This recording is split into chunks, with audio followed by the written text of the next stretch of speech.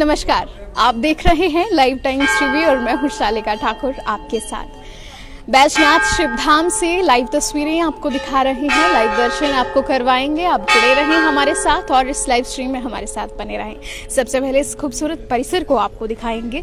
बैजनाथ मंदिर अगर आप आए होंगे तो आपकी आंखों के सामने ये तस्वीरें अपने आप जो हैं वो आपकी यादों को, उन तमाम यादगार लम्हों को जो हैं वो आपकी आंखों के समक्ष लेकर आएंगे कि आप बैजनाथ मंदिर यहाँ पर आए थे। ये मुख्य मंदिर है, यहाँ पर लोग दर्शन करने के लिए पहुंच रहे हैं। और बैजनाथ मंदिर की बात करें तो आज आप देखेंगे कि बेहद जो है भीड़ है और भारी तादाद में, भारी संख्या में लोग यहाँ पर पहुंच रहे हैं। जितना खूबसूरत ये मंदिर है उससे कहीं ज्यादा खूबसूरत इसकी मान्यताएं हैं। बहुत ही प्राचीन और 1204 ईस्वी की बात की जाए तो यहाँ पर दो व्यापारी हुआ करते थे, उनके द्वारा ये मंदिर बनाया गया है, ऐसी मान्यता यहाँ पर बताई जाती है। तो शिवधाम बैजनाथ से लाइव तस्वीरें आप लोगों के लिए, लाइव तस्वीरों को साझा जरूर कीजिएगा। और सबसे पहले आपको दिखाएंगे कि ये है नंदी महाराज। जहाँ बात होती है भगवान शिव की, वहां पर अगर नंदी महाराज की बात ना हो तो ये पूरी की पूरी बात जो है वो अधूरी रह जाएगी।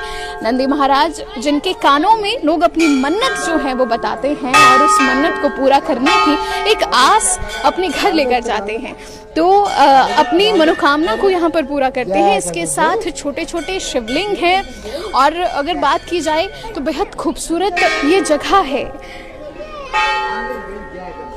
अंदर की तरफ भी बढ़ेंगे और अंदर से भी लाइव तस्वीरें आपको दिखाएंगे, दर्शन करवाएंगे। वो दर्शन जो शायद आप ना कर पाएं वो आपको लाइव तस्वीरों के जरिए हम करवाने की कोशिश करेंगे।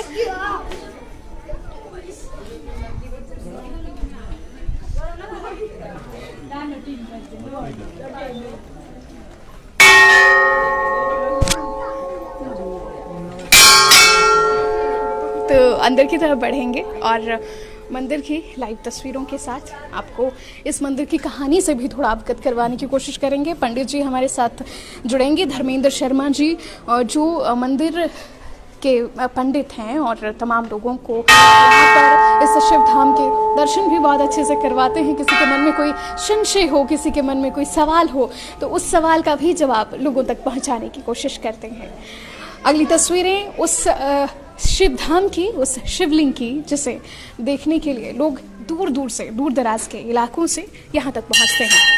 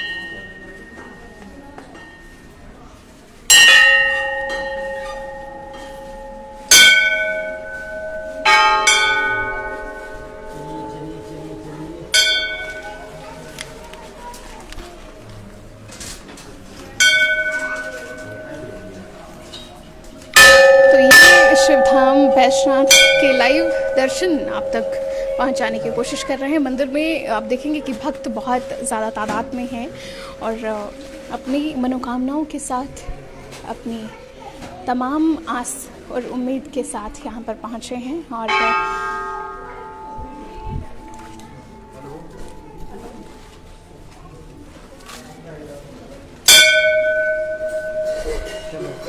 चलते चले।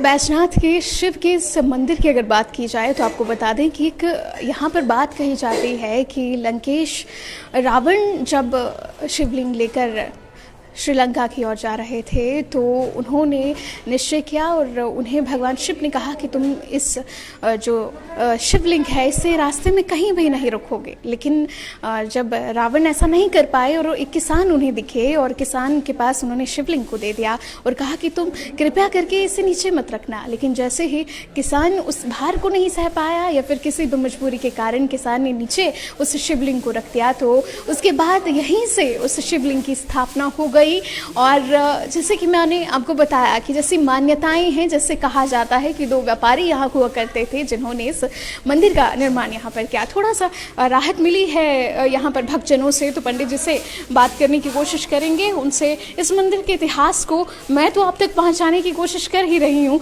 लेकिन वो लोग जो भली भांति जानते हैं इस इतिहास को, जो कहीं ना कहीं सुबह शाम उस इतिहास को जीते हैं, उनसे बातचीत करने की कोशिश करेंगे।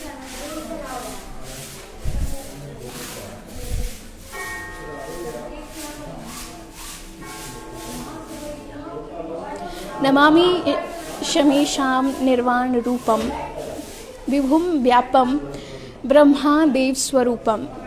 रुद्राक्षम ये मंत्रोच्चारण यहाँ पर ताकि लोग कर सकें, उसके लिए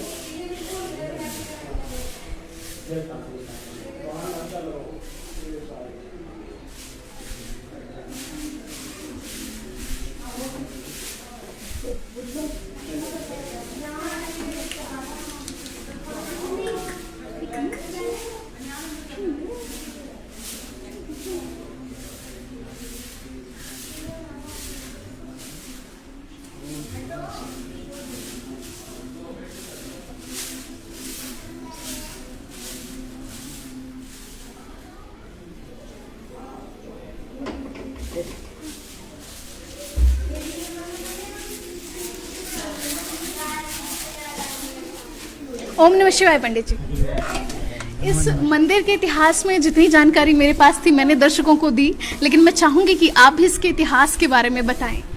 ये ऐसा है, ये शिवलिंग जो है स्वयंभू है, ये किसी का रखा हुआ नहीं है।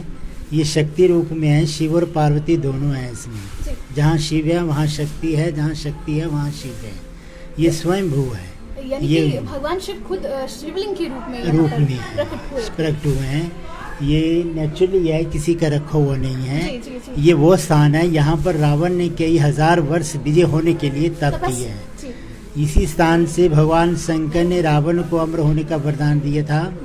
तो यहीं से भगवान शंकर जी को लंका ले जा रहा था। वो देवगढ़ बिहार के पास है, झारखंड बैजनाथ धाम। इनका असली नाम है चिताभूमि वैद्यनाथ। ये वैद्यनाथ हैं, वो है झारखंड बैजनाथ धाम है। क्योंकि रावण ने इनका नाम रखा था कि रावण का एक ही शीश था। रावण ने 9 बार शीश काटा, 9 बार उसका शीश जुड़ गया। दशानंद रावण यहीं से कहलाए गए थे। तो रावण ने कहा कि प्रभु जी आप तो मेरे लिए वैद्य रूप में आए हैं, क्योंकि आपने जो मेरे शीश थे वो द्वारा जोड़ दिए, इसलिए मैं आपको वैद्य नाम से जानता हूँ। यहाँ पर एक और परंपरा है कि आसपास में बैजनाथ की मार्केट में भी कोई सुनार की दुकान नहीं है। हाँ, क्योंकि सुनार की दुकान इसलिए नहीं है क्योंकि रावण जो था वो क्या भगवान शंकर ने रावण को सोने की लंका दान में दी थी।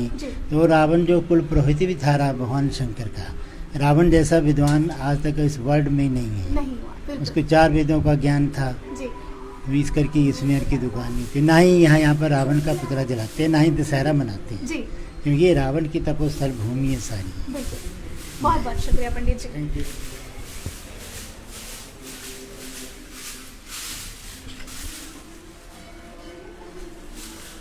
तो ये पंडित धर्मेंद्र शर्मा जी बैजनाथ के इस पावन पवित्र मंदिर और इस प्राचीन भूमि के बारे में आपको बताया कि ये जो भूमि है यहाँ पर क्यों नहीं दशहरा मनाते हैं, रावण का पुतला क्यों नहीं जलाते हैं।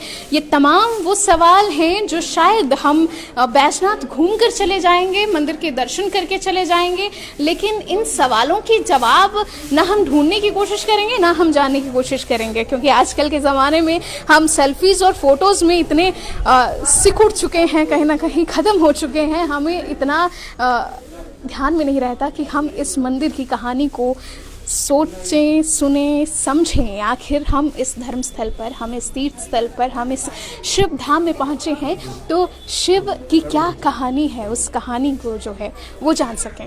बहुत बहुत शुक्रिया तमाम दर्शकों का जो भी जुड़े हमारे साथ इस लाइव स्ट्रीम में। आप लोगों के लिए शिव धाम की लाइव दर्शन हम दिखा रहे थे, आप जुड़े रहे हमारे साथ, बने रहे हमारे साथ। धन्यवाद। जय हिंद, जय हिमाचल और ओम नमः शिवाय।